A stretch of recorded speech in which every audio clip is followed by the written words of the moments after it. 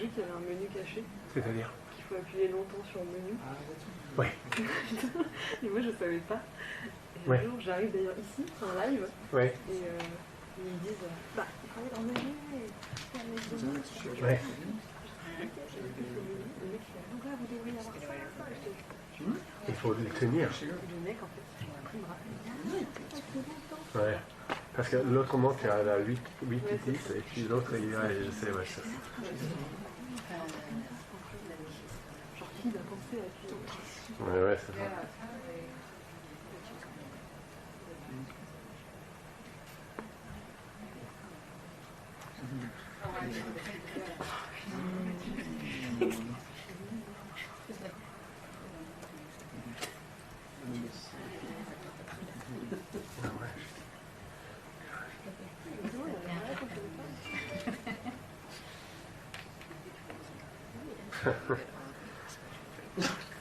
Maria sends me a message.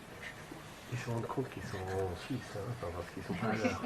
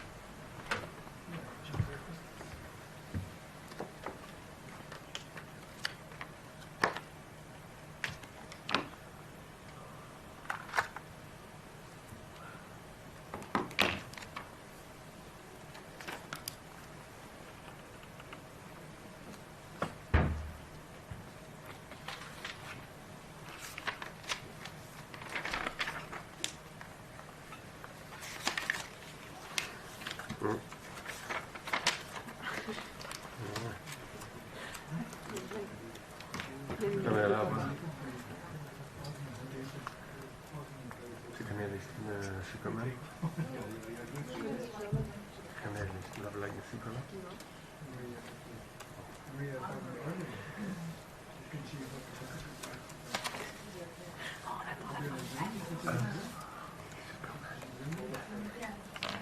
Quand il décolle.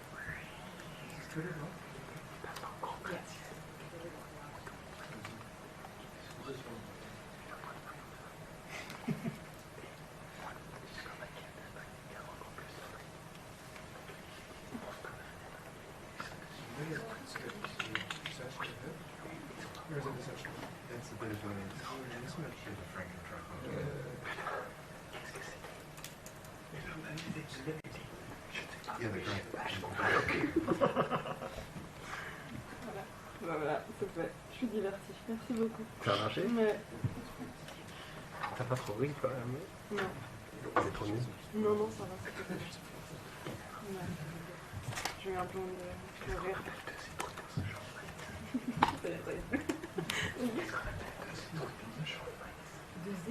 De citrouille. Citrouille. Les couilles de Géomère.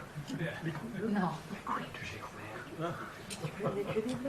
Mais les citrouilles, attends, c'est rouge en principe. Ouais. En fait, t'as des citrouilles que ça. Avec des pastèques. Sans vouloir. Ah, ça c'est vrai. C'est bien dit, hein. Yes. Peut-être un peu des trucs qui sont plus moins.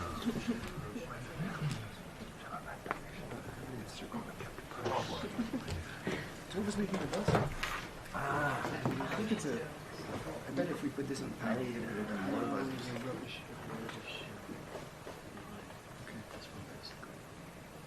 Okay. Sure, don't want to do it now. For the future, you think we want to go. Ah ouais. See? C'est vrai, ils ont dit ça.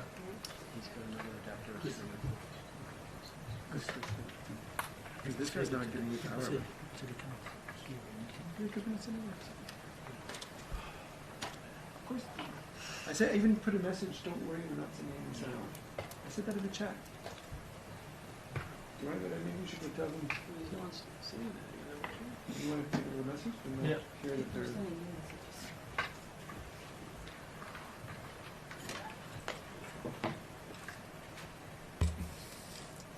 Good afternoon, one more time from Geneva. We are still waiting for our speakers to come to the room, so hopefully we will start shortly. Thank you.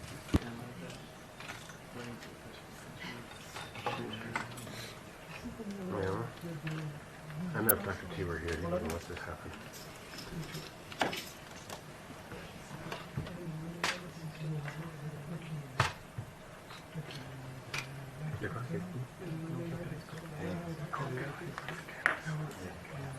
Yeah.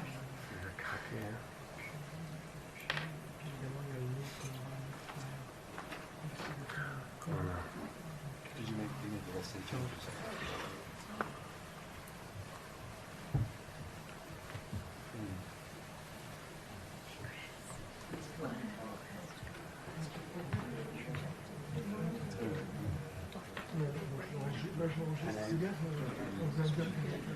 Sure.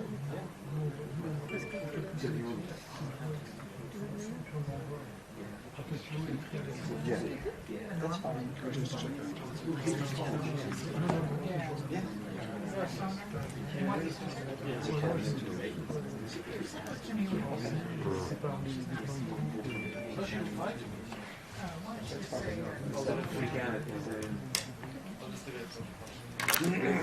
Yeah. Okay. Yeah. And I might just get some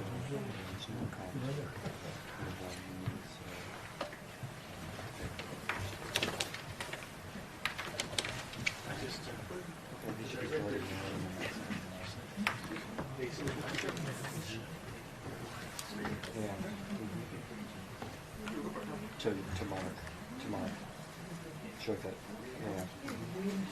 yeah, he's lined up. Yeah,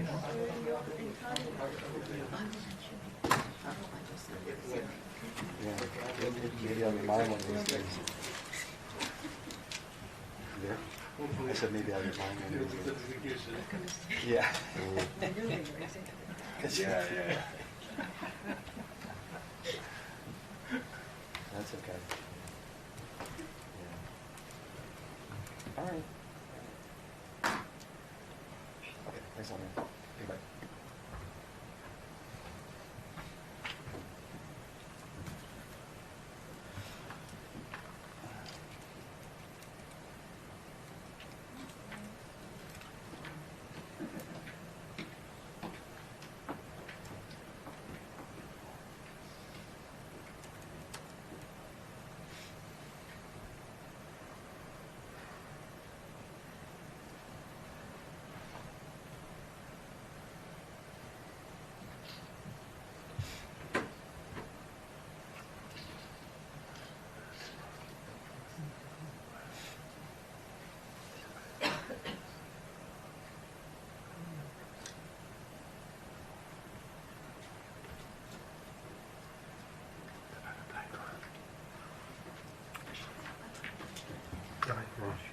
Ça a fallu beaucoup de temps. Ouais,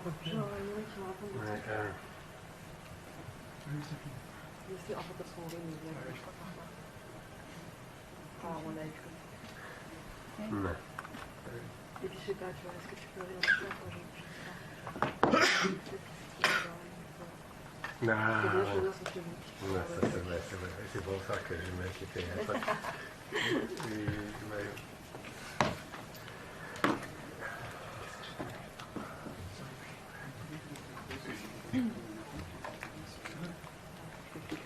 Je sais pas si j'en ai c'est moins de guerre.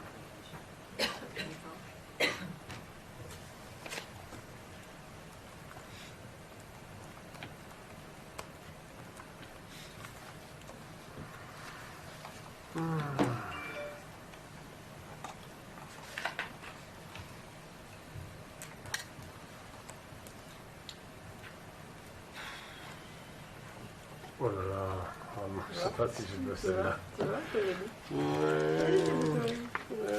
Ne me donne pas celle-là. Là, je vais faire des trucs vulgaires que ça, ouais. Mais bon, j'ai rigolé aussi.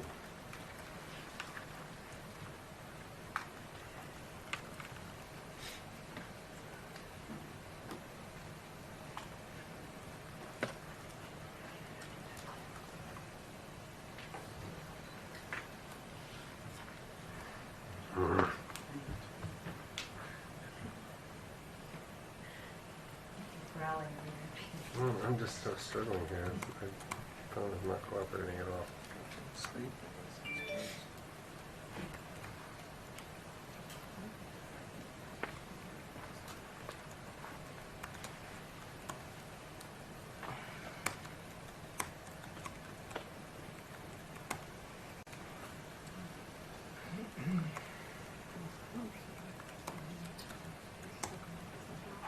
Yeah, that's just something.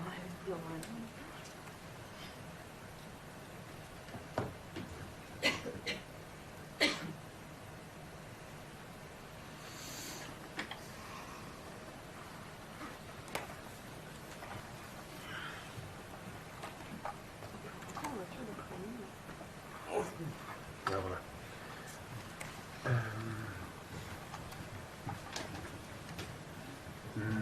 Oui, pour y aller, oui. 100%.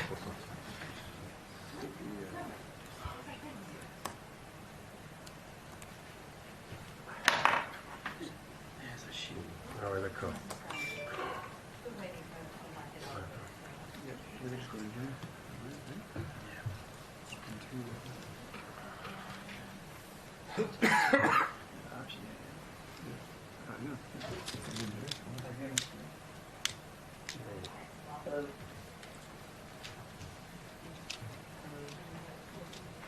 Test.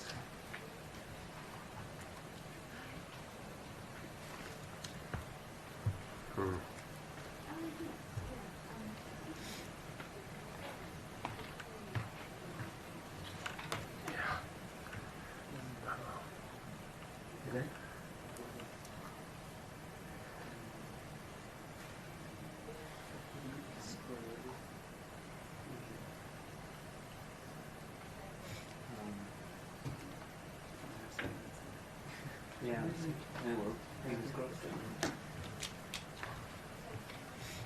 I guess we do as much equipment as we can here. I guess we do. Back here.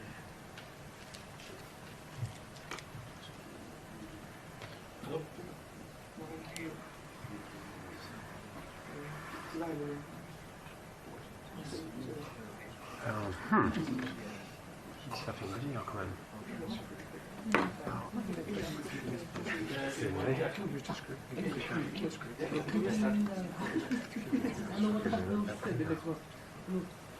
Je suis à 3 bars. Hein. Ça va? Quand j'ai commencé à faire ce truc, j'avais des sueurs froides. Je me réveillais la nuit parce que je me suis dit que j'allais. Ah oui, oui, ben vous, ça m'est arrivé aussi.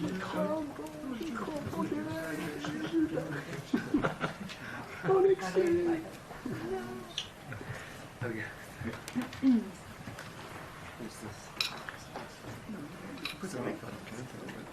C'est extrêmement petit comme ça. Non, mais c'était. Oh, good. That's just been saved. Putain, alors, moi j'avais rêvé ton avion, Ah bon? Oui, Non, ça, c'était vraiment. ça c'est. Ouais, tu m'étonnes, ouais. T'étais parti à Paris. Du coup, avec mon live, moi j'étais avec ton live. T'as pas vu c'était quoi? C'était AP. Et du coup, je me retrouvais avec le live de AP. Ah ouais. Quand on il y avait deux dans les coins. Voilà. Ah ben non. T'imagines que t'as pas de mal et sinon quand je suis retourné Bah non, avec... du coup. J'étais partie en train à Paris, j'ai pas pu voir. Je peux t'assurer que je fais comme ça. C'est trop... J'imagine trop le truc en fait. Ouais. En plus, personne ne voit la différence, on trouve la même chose au même endroit. Je suis rassuré que j'ai rassuré que j'ai une place au là. Ah ouais. Stressant, mais classe quand même. Tu vois, j'ai pas dit, chacun sa mère. Il y en a, c'est les batteries, les leviers. On a besoin de changer de métier. Oh. Oh.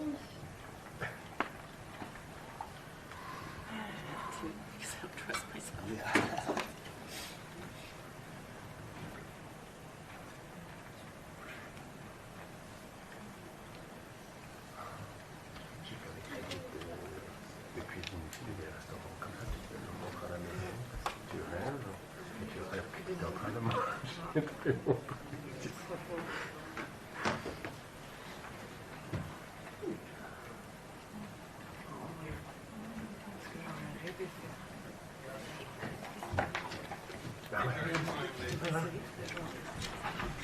ben voilà.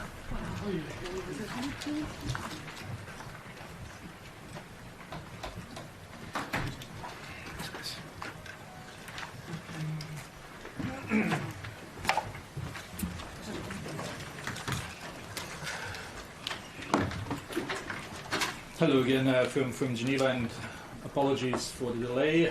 We have our guests today, Dr. Mike Ryan, Executive Director of WHO Health Emergencies Program, and for the first time on the panel we have Dr. Oliver Morgan, Director of Health Emergency Information and Risk Assessment here at WHO. As always, we will have an audio file immediately available after the briefing, and transcript will be available tomorrow in the morning.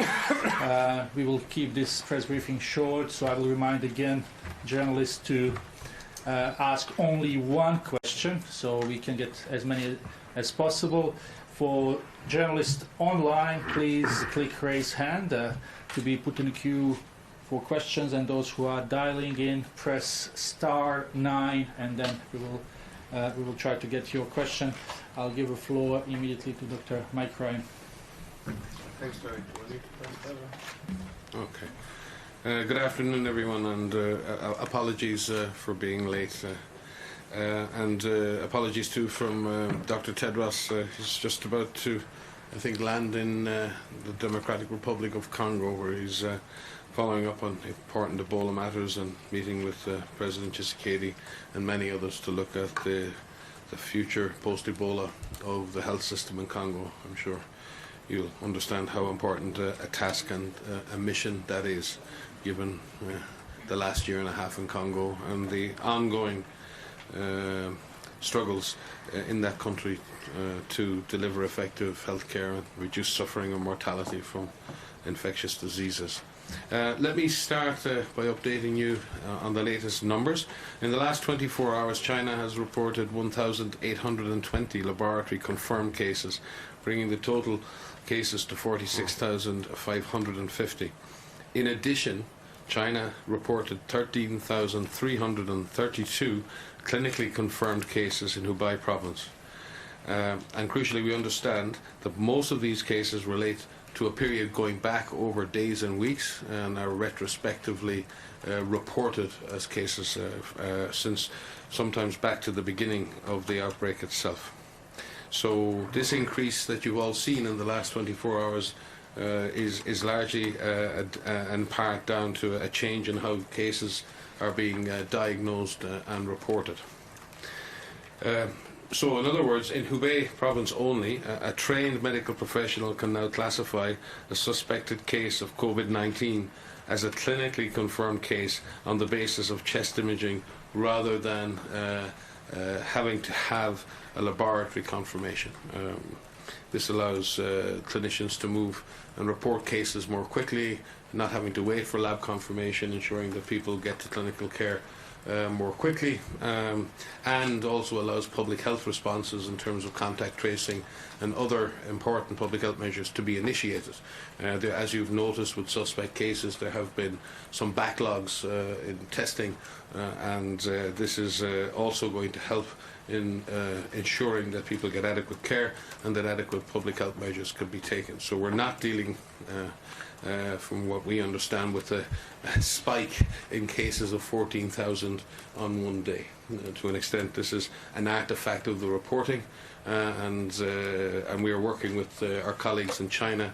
Our team there are working very hard to see exactly how many days and weeks and how those numbers are spread out across those days and weeks. In the rest of China and the rest of the world, laboratory confirmation for reporting is still required. And WHO will continue to track both laboratory and clinically confirmed cases in Hubei province. As we've seen this spike in the number of cases reported in China, but this does not represent a significant change in the trajectory of the outbreak. Outside China, there are 447 cases from 24 other countries, and now 2 deaths. In addition to the death in the Philippines, there is now 1 more death in Japan. We have said consistently that we need to be cautious when drawing conclusions from daily reported numbers. I think we were having that discussion yesterday, and I think the numbers today speak to that. We need to be very careful when interpreting any extremes, be it in incubation periods, be it in daily numbers. We must take all numbers into account. We must look at all numbers seriously, but we also must try and interpret what those numbers mean and not react directly to the number itself. The number of countries reporting cases has still not changed, and outside the cases on the Diamond Princess cruise ship, we're not seeing a dramatic increase in transmission outside China. And that is the current picture. We're still saying to governments around the world that we still have an opportunity to prepare for the potential spread of the virus. Regarding the Diamond Princess cruise ship, which is currently quarantined in Yokohama, 218 passengers have tested positive for the virus, which does represent the largest cluster of COVID-19 cases outside China. This morning I briefed health ministers from the European Union, convened by Croatia, the presidency, about COVID-19, and our teams are working with government and other partners of the European Union to ensure that the latest information is disseminated, that preparations are made, and there's good coordination between ourselves and the European Union and our WHO regional office for Europe, and we very much welcome the strong support from the European Union in supporting countries with weaker health systems and ensuring that other countries have the investments and support needed to prepare for the arrival of the virus. In terms of the international mission, the advanced team and their Chinese counterparts have now finalised the scope of work and design of the mission, and we expect the rest of the international team to start arriving in China over the weekend. Thank you. Back to you, Terry. Thank you very much, Dr. Ryan. Just to repeat again, for journalists dialing in, it's *9. For those online, click raise hand. And now we will open the floor for questions. 1 question per person, please. Okay, I go first to Mark. Mark, please. Yeah, Mark Webster, CTCN. Can you just press the button, please? Yeah, could I ask you first, given the spike in the number of fatalities, is there any sign that the profile of those who are dying is in any way changing? Is it predominantly still the elderly and those with underlying health conditions, or are you seeing any signs that the younger and the healthier are being hit? No, we're not seeing a significant shift in the pattern of mortality or severity, for that matter. This disease is still predominantly severe in those who are over 40, with a higher severity profile that increases actually with each decade after that, and predominantly too that severity is amongst men rather than women, and we haven't seen a significant shift. That profile is very much repeated in other areas outside Hubei, certainly in other provinces and administrative regions. Hong Kong has a very similar pattern of severity and age. Singapore has a very similar pattern. In fact, we're seeing quite a similar pattern around the world. So Oliver may wish to add. He's more in tune with the daily data. As Dr. Ryan said, we haven't seen any major changes yet. We're still obviously following up that closely. As we have a larger number of deaths, we might see a few more deaths in the younger age groups, but it's still predominantly in the older age groups, older 60, 70, 80 years old. Cheers, please, and sorry for yesterday. Thank you. Yang with Xinhua News Agency. There were 9 thematic areas at yesterday's forum. So which are the most pressing ones, and which research institutions are now doing what jobs exactly in this regard? We could have a whole press conference on that one. I think the thematic areas obviously range across. You've seen the areas, but the group really tried to focus in on what were the most urgent things, and in truly listening, first of all and foremost, to our frontline colleagues in China. What do you need most? What do you need in the front line? And frontline clinicians, frontline public health workers. And clearly the demands that are coming from them is better diagnostics that can be used in the front line, in emergency rooms, so we can make quicker decisions. And certainly that's an immediate need. There's an immediate need to get the clinical trials that are currently started in China, to expand those trials and to use similar trial protocols in other countries like Japan, like in Singapore, so we can pool data around the drugs that are being tried and tested. We've got some standard antivirals that have been used in the past in MERS and SARS that are being tried. We've also got some anti-HIV drugs that are being used and tried. So the quicker we find out whether those drugs are having an impact, and that could be in weeks in the way the trials are set up. We could have good information in weeks. And accelerating, expanding and standardizing those trials across many sites will give us a larger number of observations and a much stronger indication as to whether those drugs are working.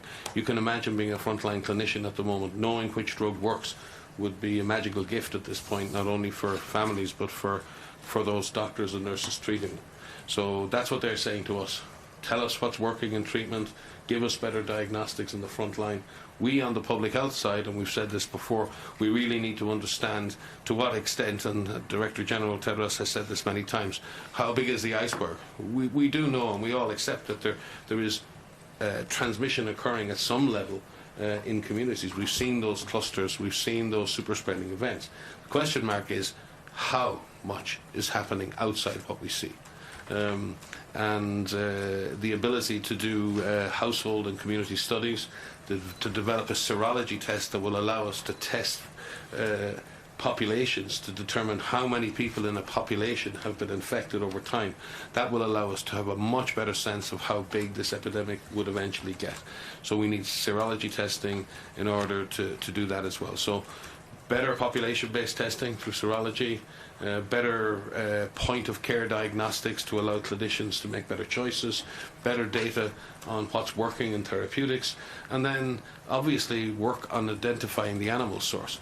While identifying the source is not necessarily going to improve how we deal with this event per se, but if there is a source out there in the animal kingdom, we better identify it, because if we end this epidemic with all of the hard work, we don't want to be exposed to another one with the same virus. So understanding where the source is has become very important. It's operationally very important, and for the future it's very important. And then there are the bigger questions that need to be answered, vaccines and new drugs, and they're going to take a lot longer to come on stream, but it doesn't mean we can wait. We have to make big decisions now around the best candidate vaccines, and they're going to require huge investments. Making a decision to advance a vaccine to phase 1, phase 2, phase 3 trials requires hundreds of millions of dollars to be invested, and we may have to invest in multiple candidates without any certainty that one of them will work. And they're big decisions, and they're not just made by the private sector. The state sector is going to have to get involved to stimulate and take some of the risk with the private sector to advance those potential candidates. So there are big policy decisions to come, and they need to be made early in order to drive the innovation. So there is an urgency. We could go on with the list, and we also need, and it may not seem like research in the scientific sense, but we also need to have better understanding on how communities are responding to this virus. What's working in terms of risk communication? What's scaring people in terms of misinformation? We need a vaccine against misinformation as well. And in that sense, we need a communications vaccine. We need to be able to communicate in a much more effective way. And there are lots of ideas within the plan for how we can advance social science and other research. And that's just as important as well. So I hope I haven't done some justice to this huge breadth of research that needs to be carried out. But it was a very exciting meeting. There's a huge commitment on behalf of global scientists to work together and in collaboration with our Chinese colleagues. And we trust now we know what to do. We need to get on and do it.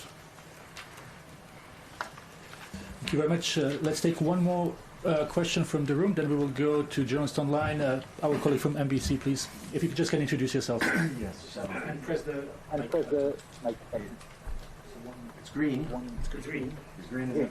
Indicates Richard Engel from NBC. You mentioned the iceberg analogy. An iceberg where 90% is full of water. So the question is, do we have any sense of how big this iceberg is? You mentioned earlier we need to look at what the numbers are, but also what the numbers mean. Help us interpret these numbers. Now that China has just relaxed its classification system, made it easier for around to diagnose this disease. Are we going to get a better sense of how big the iceberg is? I'll pass to Oliver. He'll have more details, but in the absence of serology testing, a lot of countries, including Singapore, have done this. In China, it's been done as well, and in the Special Administrative Region in Hong Kong, where in emergency rooms and as part of normal winter respiratory disease surveillance, they've been actively testing thousands of samples that are not suspect cases of COVID and of COVID. And at the moment, we're just not seeing COVID activity amongst those samples. So that would give an indication that the iceberg may not be that great. That's not a guarantee.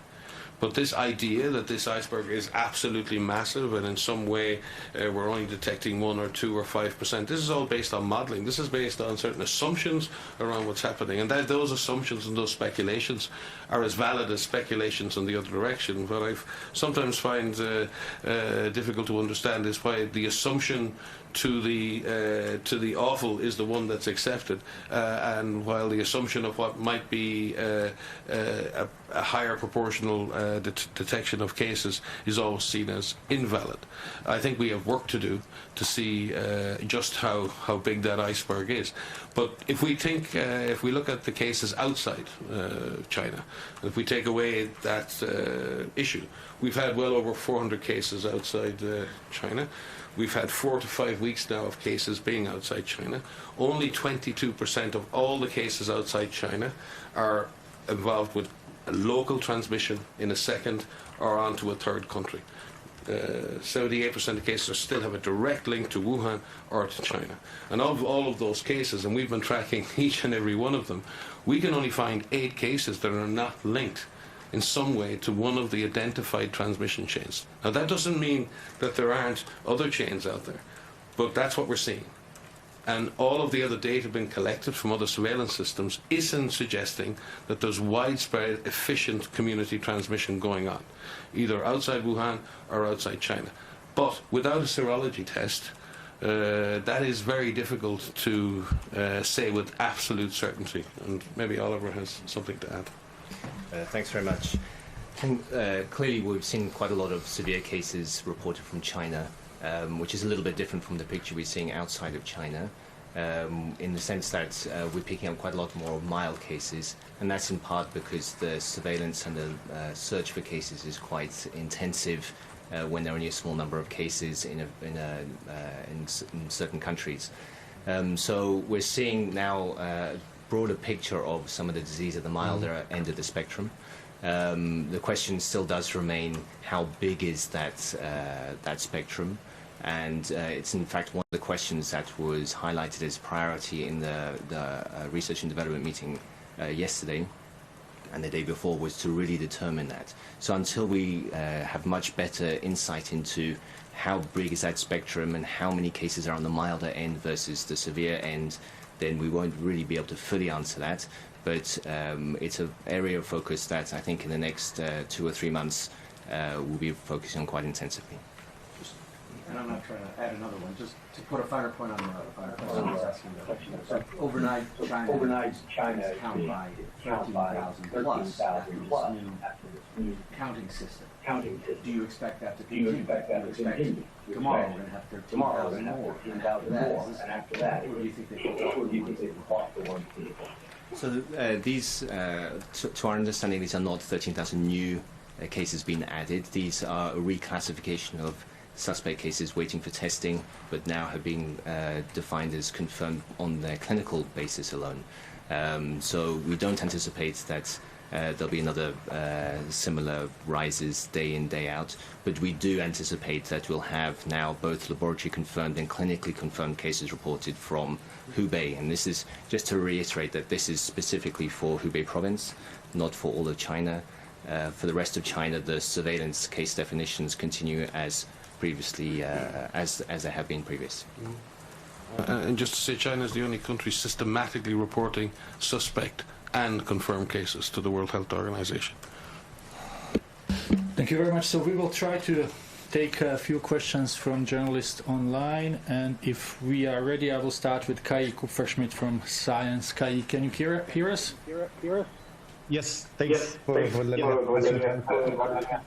Mike, I'm curious, you talked about information that can scare people, and I'm just curious if you could comment on the name of the virus, SARS-CoV-2, whether you feel that that's something that strikes the wrong note, and whether you will be using it as you communicate about WHO. Excuse me, I didn't hear the first part. Were you referring to the name COVID-19?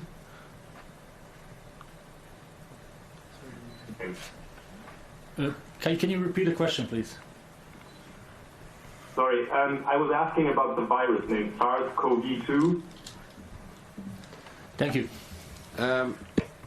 Yeah, the naming process for the virus is not done by WHO.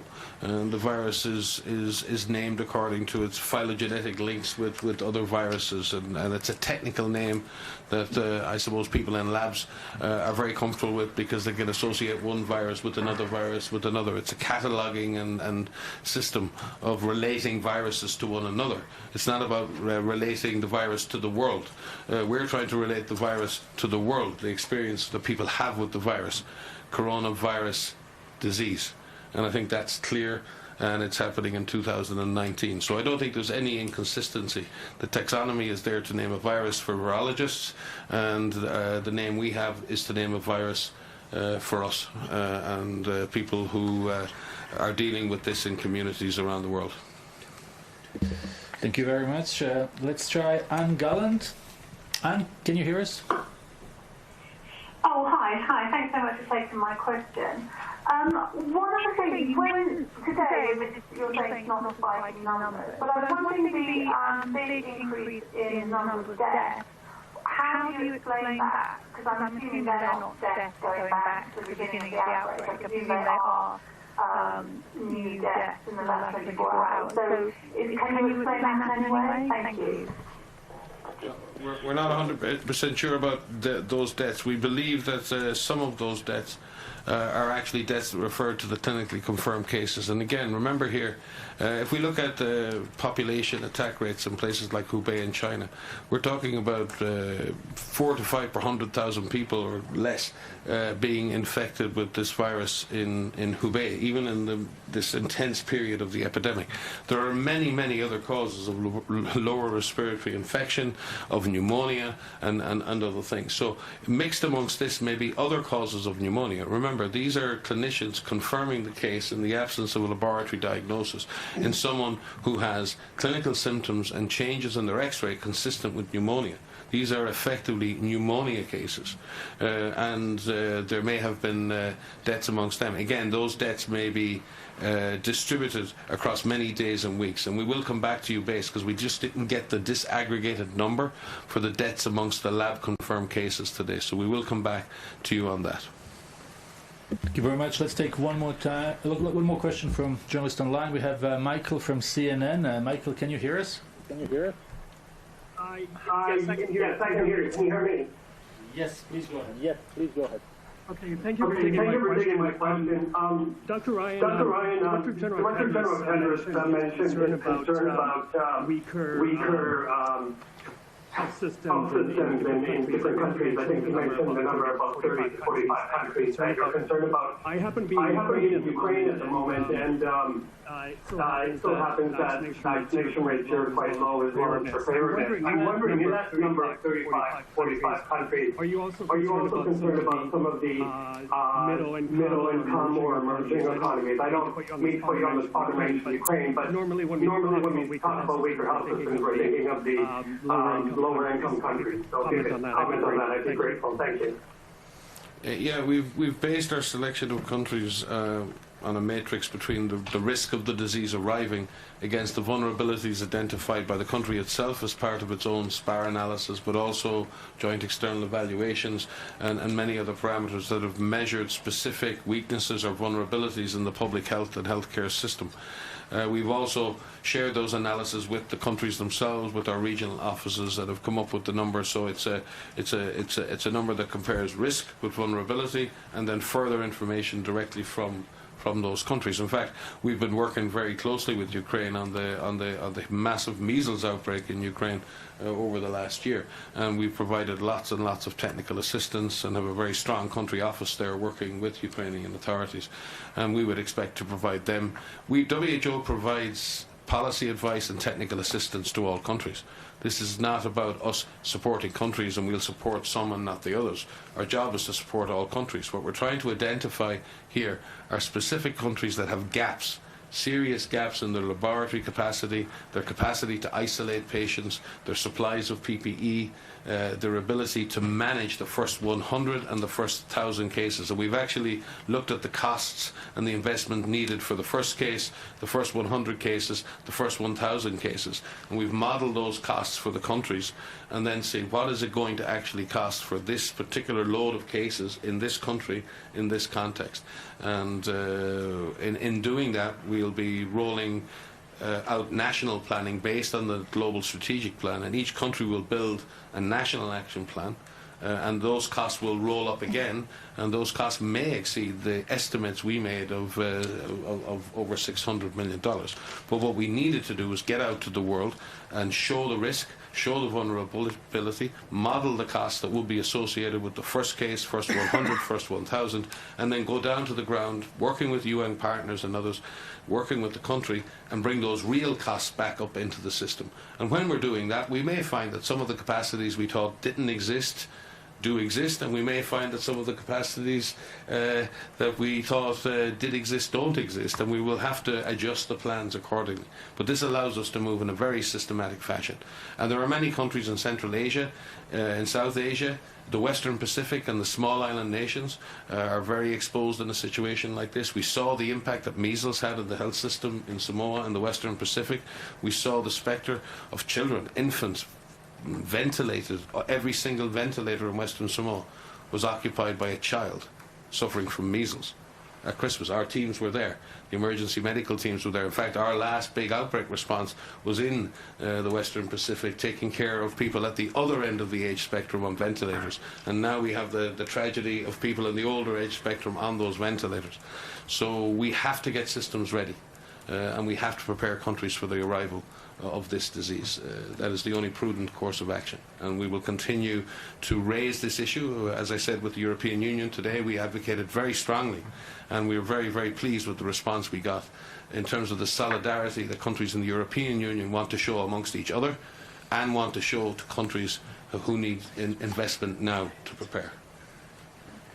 Thank you very much. We have time for one or two questions. John first, and then our colleague here. John. Thank you. Thank you.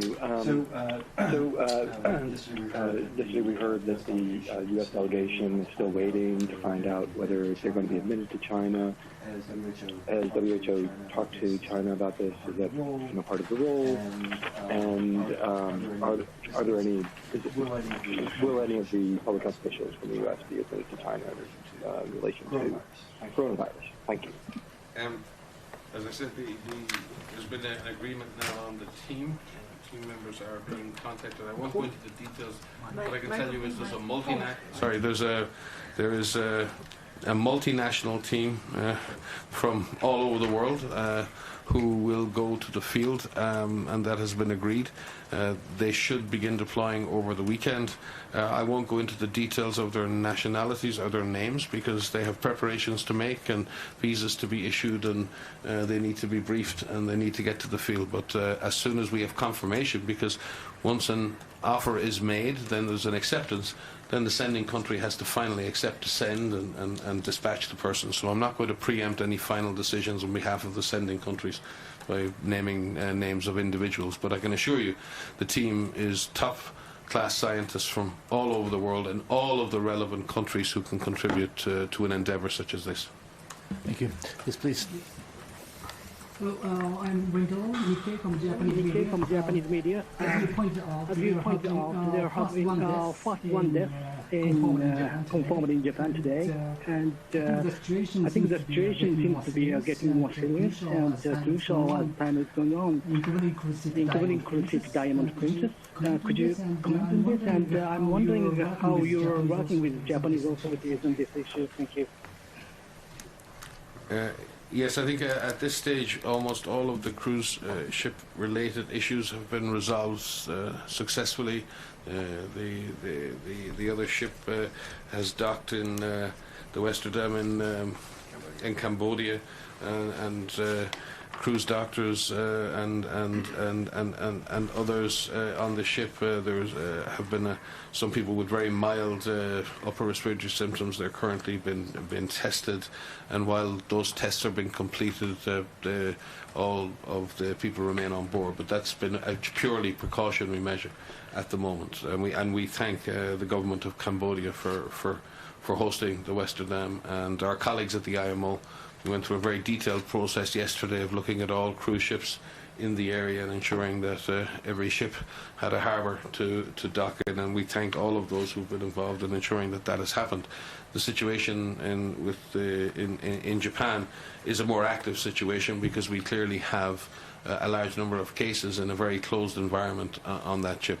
The Japanese authorities have been ensuring that any suspect cases are immediately tested, and those cases that are tested positive are taken immediately for adequate care within the Japanese system, and we thank the government of Japan for that. There are also negotiations underway to allow more elderly patients to leave the ship, and that's currently been negotiated and discussed. It's a difficult thing for anybody to live in a closed environment like that. It's particularly difficult for an elderly person to do so. So again, I won't go into the details, but we are working with Japan to try and get the most needy passengers off the ship, and we will have to work with Japan in the coming days to see if better and more appropriate arrangements can be made for the life support to the other people on that ship, and I'm sure we can come to a proper arrangement in order to take care of the welfare of people on the ship. Thank you very much. Dr. Ryan is awaited on a call right now, so we'll conclude with this. Thanks everyone watching us online, dialing in, or watching us at WHO Twitter account. Audio file will be sent in the coming minutes, and we will have a transcript for next media briefing. We will inform you tomorrow morning. Thanks everyone, and have a nice day. You are muted. Thank you. That's what they do to me, you know? Just turn me on at the press conferences. They just mute me.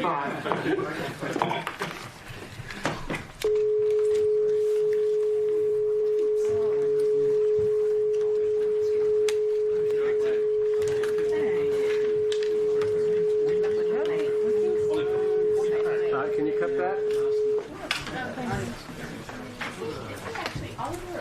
the woman who returned from Wuhan, China in January, and her husband. Today, I am thrilled to announce, on behalf of all of the local health departments across the region, that we have completed the period of monitoring for both of these cases, family and community contacts, without any sign of further transmission. This is a huge milestone in terms of controlling this virus locally and should help everyone in the region breathe a sigh of relief, just as we have here in public health. After a lot of testing and a lot of monitoring, no additional cases have been detected.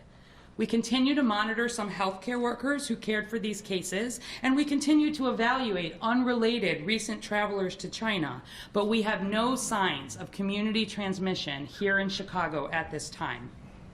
And then number two, across the country and locally, public health is doing a lot of work behind the scenes to screen and monitor individuals with recent travel to China, given the scale of the outbreak there. You may recall that O'Hare was one of the first airports in the country to begin screening any travelers for symptoms of COVID-19. I'm pleased to share that since screening began at O'Hare in January, 0 arriving travelers at O'Hare have been identified with fever or potential symptoms of coronavirus in screening at the airport. And if and when any are identified in the future, we have a robust plan in place to transport them safely to a hospital for further evaluation in a way that does not put the public at risk. Our local response is in line with the national response. Nationally, every returning traveler who was in China in the preceding 14 days has been rerouted to arrive at one of 11 airports across the U.S. Every one of these arriving travelers is being individually screened for symptoms possibly related to COVID-19, including checking temperatures. Here at O'Hare, Chicago Department of Public Health staff are also on site to ensure that any travelers who require quarantine or isolation have immediate and appropriate arrangements that protect the public's health and their privacy. This is building on an existing response infrastructure and is similar to what we did during the Ebola outbreak a few years ago. Individual contact information for these asymptomatic returning travelers is being collected at the federal level and transmitted to state and local health departments so we can monitor individual travelers' health, also similar to the process used during the Ebola outbreak. So as the Chicago Department of Public Health, for example, receives this information, we reach out to travelers individually to provide guidance and, most importantly, ensure that they are checking for fevers and symptoms for 14 days after leaving China. If travelers develop any symptoms, the local health departments ensure the travelers are in a setting that does not pose a risk to the public, and we arrange laboratory testing. The number of travelers returning to the U.S. from China has also dropped dramatically. This is because of quarantines and travel restrictions in place in China, the CDC's recommendation to avoid travel to China, the cancellation of most direct flights from China, and the federal decision as of February 3rd to deny entry to anyone with travel to China in the preceding 14 days who is not a U.S. citizen or permanent resident. Before the emergence of COVID-19, we might have had a couple of thousand travelers with recent travel to China passing through O'Hare, for example, on a given day. We're down to fewer than 100 travelers on a given day, typically, and many of those travelers are not even ending their travel in Chicago or in Illinois. So looking ahead, we will continue to educate hospitals, healthcare providers, and the public. We will continue to address unfounded rumors.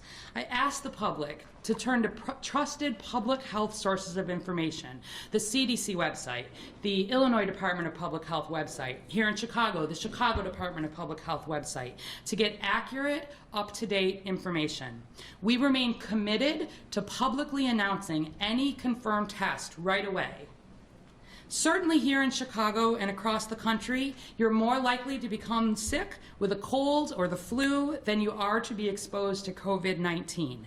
Common sense steps to protect yourself from catching any respiratory virus are the same steps you would use to protect yourself from novel coronavirus. Things like washing your hands with soap and water, avoiding close contact with people who are sick, and covering your coughs and sneezes with a tissue. This response is far from over. I expect it will be a long response. I could be up here again, even tomorrow, sharing the news of another local individual case. But our experience with the first 2 confirmed cases has shown that our collective public health response is strong and we are prepared. I am confident we would handle that case or any cases to come in a similar coordinated fashion. Our experience with screening and monitoring travelers is practiced and similar to what we used in the earlier Ebola outbreak. Our local hospitals and healthcare systems are well trained and doing a great job. And again, we're committed to transparency. If there are concerns for the general public in Chicago, we will share that information right away. In the meantime, please do not allow stigma, xenophobia, or fear to control your decisions. Chinatown and all of Chicago is open for business. I'm next going to turn it over to Yvonne Thomas-Smith from the Illinois Department of Public Health to provide the state perspective. Thank you. Thank you, Dr. Arwady. Again, I'm Yvonne Thomas-Smith, Assistant Director for Illinois Department of Public Health. I want to thank Chicago Department of Public Health for all its collaborative work, as well as Cook County Health Department and all of our local health departments across the state. The Illinois Department of Public Health continues to work closely with all our local public health officials, hospitals, healthcare facilities, physicians, and healthcare providers around the state to identify any potential cases.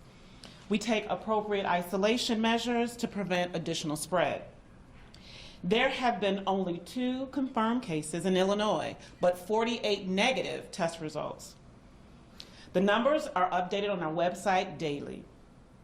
I'm happy to announce that last Friday, Illinois became the first state to validate and implement testing for the novel coronavirus. This means we get results back quickly and we can take measures to protect health and safety of our residents. Yesterday, the CDC announced that some states were seeing inconclusive test results for novel coronavirus. Fortunately, Illinois is not one of those states. And the CDC has confirmed that the Illinois Department of Public Health should continue testing for coronavirus. Results from all tests previously taken are accurate. Now, we could see more cases, as Dr. Arwady stated, but I want to reassure the public that we actively are monitoring patients under investigation and any individuals who have been identified as being high risk, and we're implementing transmission precautions to minimize the risk of spread. At this time, we are not recommending people in the general public take additional precautions, such as canceling events or staying inside, avoiding going out. There are no recommendations at this time to wear masks, gloves, gowns, or other protective equipment or gear as people move about their day. Illinois has set up a statewide hotline and email address for people who have general questions. For Illinois, the number is found on our website. It's 1-800-889-3931. And our email is dph.sick@illinois.gov. But if you're a Chicago resident, your number would be 312-746-4835. Again, that's 312-746-4835, or you can email at coronavirus@chicago.gov. So coronavirus@chicago.gov. At this time, we believe the risk to the general public in Illinois remains low. The risk of getting seasonal flu is much greater than the possibility of being exposed to coronavirus. So if you haven't gotten your flu shot, it's not too late. With that, I will turn it over to Dr. Terry Mason, who's the Chief Operating Officer with the Cook County Department of Public Health. Thank you. Thank you, Yvonne. I'm providing an update on the 2 confirmed cases. As you're aware, they were hospitalized in a hospital in suburban Cook County, which is our jurisdiction. Both cases are doing well, back to their baseline, and have returned home. They remain at home under public health monitoring and are receiving ongoing testing at the direction of the CDC. They will be cleared to return to their regular activities in consultation with the CDC when we are confident that there is no infection risk to the community. Out of privacy concerns, we are not going to answer any additional questions about their condition or their situation. Thank you to the patients for their cooperation. We'd also like to thank St. Alexis Hospital team for the care they provided and also to the support of the team that was there. I'd also like to thank my team at the Cook County Department of Public Health, Dr. Rachel Rubin, who's here today, who monitored the majority of the contacts, including these 2 cases, and also those who developed symptoms and have since been ruled out. All are doing well. CDC team was on site to visit as well as the Illinois Department of Public Health. This entire team has now returned home as they are confident that our local response is coordinated and strong is in place. This news should be very assuring to everyone in the greater Chicago area. Risk at the general population still remains low. I would now like to introduce Mabel Moy, the chairwoman of the Board of Chinatown Chamber of Commerce. Ms. Moy. Thank you. Hi, everybody. My name is Mabel Moy from Chicago Chinatown Chamber of Commerce, president of the chamber. Thank you very much for everybody coming down today, and for after all the commissioners and doctors and with the public health department, with all kinds of information we get now, we know that our Chinatown is very safe. That I can tell you. First of all, I also like to thank the U.S. government to act immediately, almost, to control all the airports when the people coming in, so they can contain the spreading of the virus. And after I heard all these information, since January, they screen all the passenger from coming in from foreign countries. We don't have any more additional cases. So in Chinatown, I know the impact of the business due to the coronavirus is pretty hard. And a lot of business, down 50% or whatever. But again, I would like to ensure that with all these help from the government, from the public health, and they all work together very hard and try to contain all the virus and in the community. We do not see anything around here.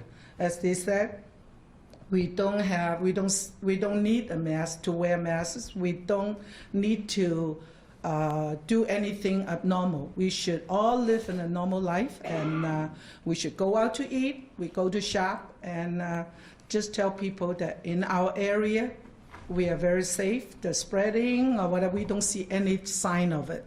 So hopefully that we can clear this rumor, or whoever says, we have some problem in Chinatown. I don't think so.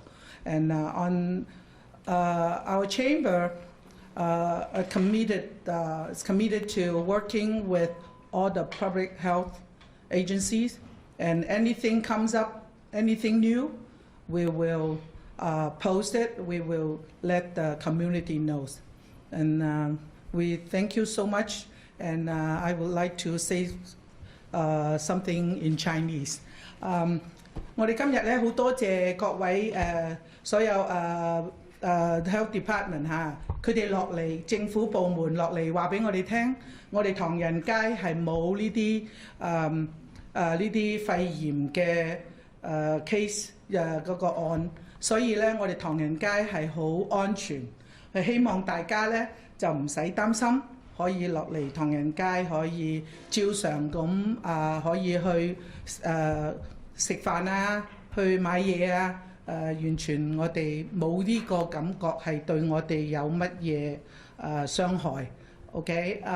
希望大家可以放心，大家一齊落嚟，我哋好多謝政府同埋市政府、州政府嗰啲同我哋可以一齊大家一齊可以希望告訴俾所有我哋嘅resident， 我哋啲住嗰啲居民同埋我哋啲做生意嘅知道，我哋一樣全部芝加哥唐人街啲生意照樣係正常開。We open for business as usual. Hope to see you down in here. Thank you.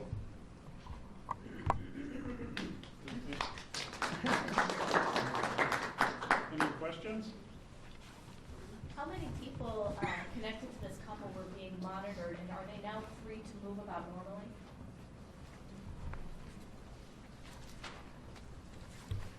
I asked Dr. Rubin, who has been monitoring and directly involved with the monitoring of all of these patients, not patients, people. I am really not at liberty. Yes, sure. I am Dr. Rachel Rubin, and I am with the Cook County Department of Public Health.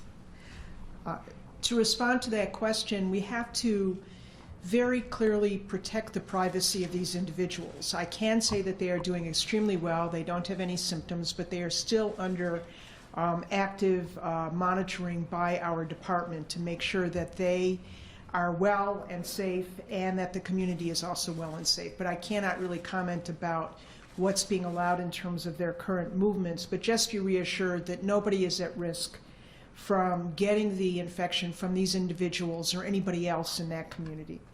And sorry. Go ahead. Can I just add maybe another piece of context to that? Thank you, Dr. Rubin.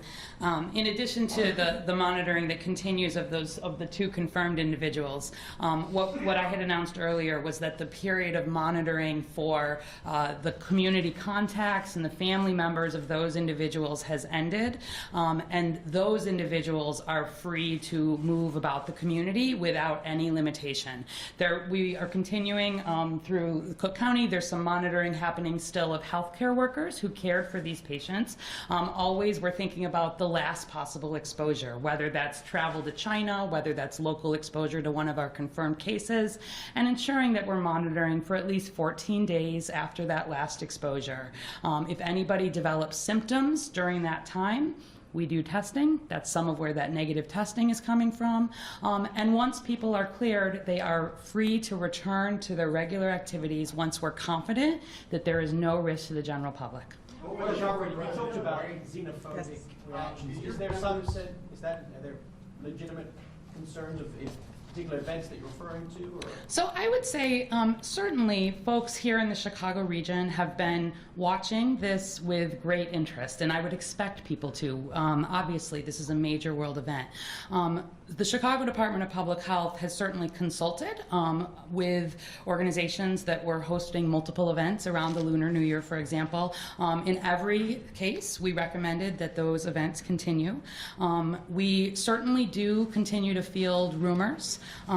We sometimes hear about people reaching out with concerns that someone who may be of Asian descent, for example, and wearing a mask, that they are concerned that that person has novel coronavirus. There is no indication for that, and we spend a lot of time just helping reassure people that when we release public health information, that is the information that they should be following. So I have said many times to folks on the phone that they should not be letting fear and misinformation guide their decisions, and that is our strong message here today as well.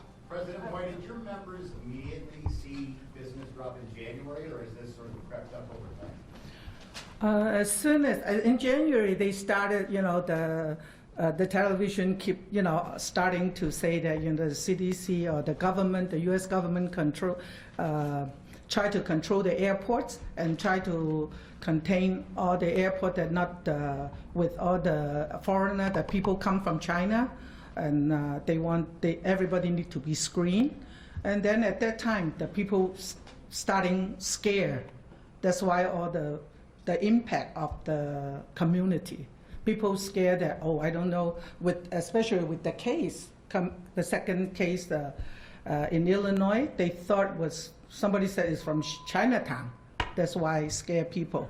Then end up, they isolated the patient immediately, and the lady was not in Chinatown, but still, once that started, then people had the scare of the case. Do you believe seeing people in Chinatown with masks on has scared people away?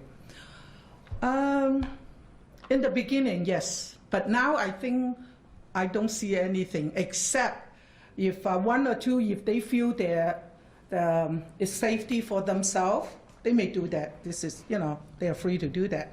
But I don't see too many people, really. When you walk around Chinatown, I don't see anything. I visit some of the business here and the restaurants.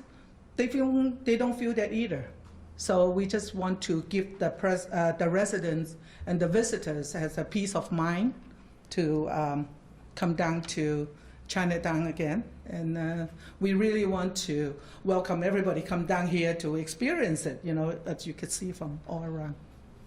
Thank you. Regarding the two patients who are recovered, we are happy to hear that. We were told that there was no effective medication for those viruses. Now, for those two people, those patients who left, who are okay now and went home, is there effective medication to treat them here in the U.S.? First of all, there is no medication specifically to treat this virus. In fact, in most cases, there's no specific medication to treat the virus itself. It treats the complications that the virus may cause. So we shouldn't be looking for that. That would be a vaccine. And the vaccine is being worked on, but is not yet ready. And it will take time and testing before it would be ready. What were the symptoms that these two folks had, and why do you think they were able to recover? Well, first of all, let me just say that it's not specific to these two people. When we get people with a travel history and fever and cough, we then go further to make certain and then go through a process by which we determine whether they need to be tested or not. We go by the result of the test. That's what we do. And once we get the positive result of the test or the negative result of the test, it then guides the rest of what we do. Even with just the right history and travel, particularly with travel, there will be some isolation quarantine until those results are back for a specific period of time. How many people in the Chicago area are under quarantine? How many are still being monitored? So first of all, when we're talking numbers, we are always talking about numbers at a statewide level. So those are the numbers that Evanda Thomas-Smith gave, and those are updated daily on the IDPH website. Those numbers refer to individuals who are, and the total number of individuals as well, who both had some exposure, meaning either traveled to China or exposure to one of our confirmed cases, and some reason that they also needed testing, so symptoms of some kind typically. And those are the people of highest concern. Those are the people who we would have in isolation until we were sure that we had a negative test back. There are other individuals who are at lower risk, and especially these travelers who have been returning from China that we're monitoring. Where we're sharing details of those numbers is where there becomes some potential development of symptoms or some indication for testing. If we're seriously considering novel coronavirus, we think it's important for the public to be aware of what that looks like. So I don't have the specific numbers on a broken down level, but I'd refer you to the IDPH website in terms of what those numbers look like, and we continue to add to those, any day that there are changes to those numbers. Can you say with the people that you were monitoring who were friends and family of the couple, how many people were you monitoring that are now clear? Yeah, so again, I'm not going to get into absolute details of numbers. There's a lot of different levels of exposure and risk that we think about across the region. So to give you a really concrete example, healthcare workers. Healthcare workers who were at the hospital here, we had we really wanted to ensure that there was a lot of testing and a lot of follow-up going on related to healthcare workers. So even a healthcare worker with a very minimal exposure and no symptoms might have been tested, right? As compared to, if you think about our highest risk individuals. So in this case, the first case's spouse, right, was somebody who we certainly were watching very closely and thinking about testing sort of regardless of symptoms. And then when he developed symptoms, was appropriately isolated. And so There is a continuum in terms of risk and in terms of monitoring.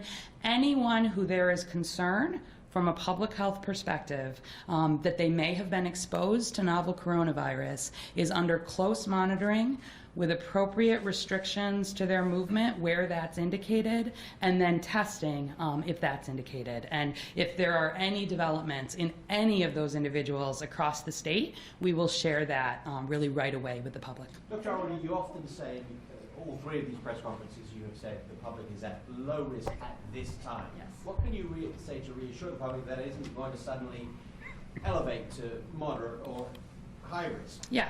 So, as you know, this is a very dynamic situation. Certainly, we have been seeing a big increase in terms of cases in China. When we think about risk to the general public, we're especially thinking about the risk of community transmission. If you're in a setting where there is enough virus circulating that it's possible someone could be exposed without being exposed to a confirmed case or without travel to China. We follow the CDC very clearly on this. They've got some of the absolute best minds in the country and around the world working on this. There's modeling happening, looking at risks. There's lots of individual follow-up related to cases. We're up to 15 cases here nationally. And those are in individuals, all of whom it was expected because of some exposure history, and we have not seen community transmission today, except in these very close contacts, like in the husband here. And so, I am confident that right now, and certainly in the short-term future, we're not going to see a change to that risk level. Some of that is because we have these very strong systems in place at all levels. As the outbreak continues to evolve internationally, we'll be working with the very best experts if we need to make updates. But our local level is the same as the national level, which remains a low risk to the general public. One more question? Yeah, this is from yesterday's conference call. Dr. Nancy Masonia, Director of CDC National Center for Immunization, she stated that we should be prepared for this new virus to gain a foothold in the U.S., and we are likely to see community spread in the U.S. So if that is the projection, and then we still say the risks remain low, and we should not cancel events, we should not wear masks. But according to her announcement, how do we prepare for that? Absolutely. Absolutely. It's a great question. So Dr. Massonnier, in addition to saying that in a prepared looking way, also reiterated that currently the risk to the general public is low nationally. It's really important that we as a country and here in the Chicago region are looking ahead. So this involves, thinking about all of the preparedness things that we have in place here. We have exercised around thinking about if there needed to be the potential for changing a stance or putting more things in place. But based on all of the information, and the CDC is absolutely in line with this, the risk at this time remains low. We need to look ahead based on what is happening in China right now, but the fact that right now we're doing a really good job of monitoring travelers coming from China, that we've seen that decrease that I mentioned in those numbers of travelers coming in, and we have very strong responses around any individual who is diagnosed with novel coronavirus here in the U.S., makes us confident at this point that we're not seeing community spread.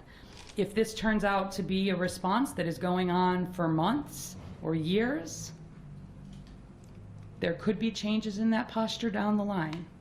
But right now, right here in Chicago and across the country, the risk is low.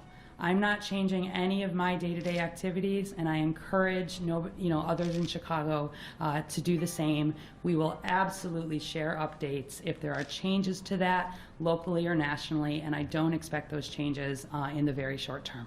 All right, thank you, everybody. Thank you.